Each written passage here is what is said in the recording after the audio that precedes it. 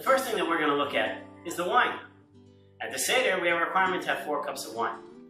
Those 4 cups cannot be drunk at the same time. They have to be split out over the Seder, over the entirety of the Seder night. So when we look at the 4 cups, we need to know a number of things. One is, what am I filling it up with? First thing to note is you have to use wine.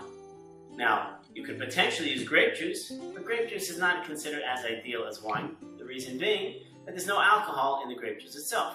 One of the reasons why we have alcohol at the Seder, which means wine alcohol, not anything else, such as a whiskey, but in particular grapes, one of the reasons that we have this is to ensure that we get a sense of lightheadedness, which gives us a sense of freedom, the experience of freedom. That's why we have wine. If, for whatever reason, you cannot handle wine, and you take grape juice would be the nice option. If wine is too difficult for you, you can either look for a low alcohol wine, or you can fill up your cup most with grape juice and then add some wine at the end so you have a little bit of the alcohol content in it. Next, outside of what we're filling it up with, we're going to decide what kind of cup we're going to use. Using a nice cup is ideal, because when you have a nice cup, it shows that you have a greater desire to fulfill the mitzvah, and therefore, using a nice cup such as something silver, or maybe porcelain, something else, that's the way to go. How big does your cup actually need to be? Well, it's a great question to ask, because it's different for different times of the Seders. What does it mean, different for different times? Very simply, if your Seder is going to be on a Friday night, so that first cup should hold a lot more. It should hold about 5 ounces.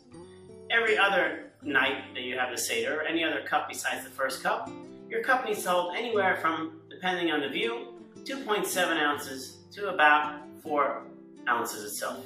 A cup like this is going to be about a 5.5 ounce cup, which is great, but you don't necessarily need that. Oftentimes you can use a cup that's even less than that. If you know the Dixie cups that are used, that people use in their bathroom, although it's not as important and nice looking, but those hold about 3 ounces, and that would actually be enough to use for one of your cups at the Seder itself. When it comes to drinking the actual cups, you actually have to be seated while you drink them. So although some may make the Kiddush standing up, but when it comes to drinking itself, you actually need to be seated when you drink. So here's how it goes. Whether you're standing or you're sitting for actual words itself that you're reciting, you should be sitting at the time when you drink.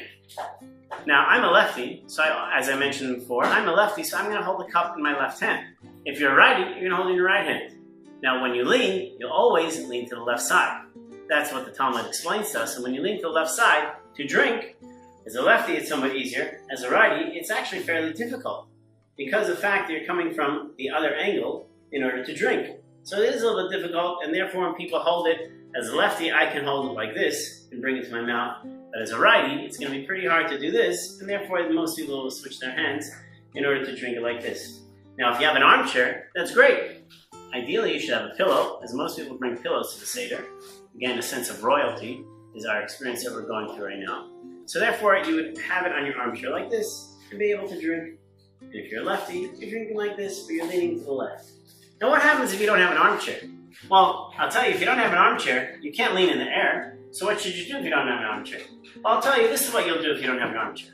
You'll take another chair. Well, let's say you have this other chair.